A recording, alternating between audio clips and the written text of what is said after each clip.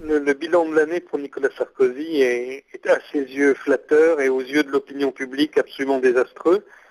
Donc aujourd'hui, le président de la République a fait un peu l'unanimité contre lui, même si il faut admettre que ce n'est pas une complète unanimité. Il reste à peu près 20% des Français qui lui font confiance et qui attendent encore quelque chose de lui, mais la plupart sont aujourd'hui non seulement déçus, mais furieux de cette politique.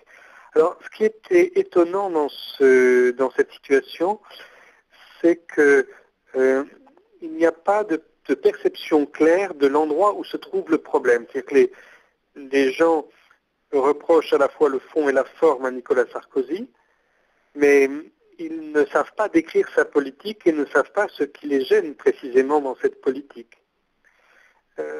C'est donc un problème parce que les Français pourraient à nouveau faire confiance à quelqu'un du même profil qui abat ses cartes au dernier moment et qui les décevrait de la même manière. Je pense précisément évidemment à Dominique Strauss-Kahn, une sorte d'alter ego de gauche de Nicolas Sarkozy, représentant le même type d'alliance et le même type de politique.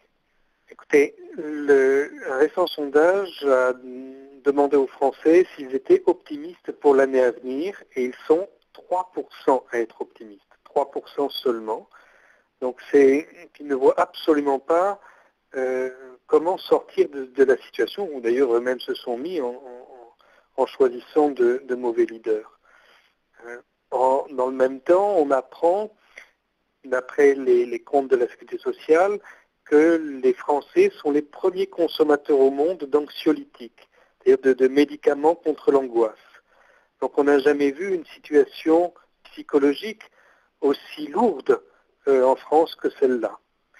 Mais encore une fois, on a un sentiment d'enfermement parce que on ne voit aucun leader se profiler, aucune idéologie de rechange, aucun projet pour ce pays, simplement constater la situation catastrophique dans laquelle on se trouve.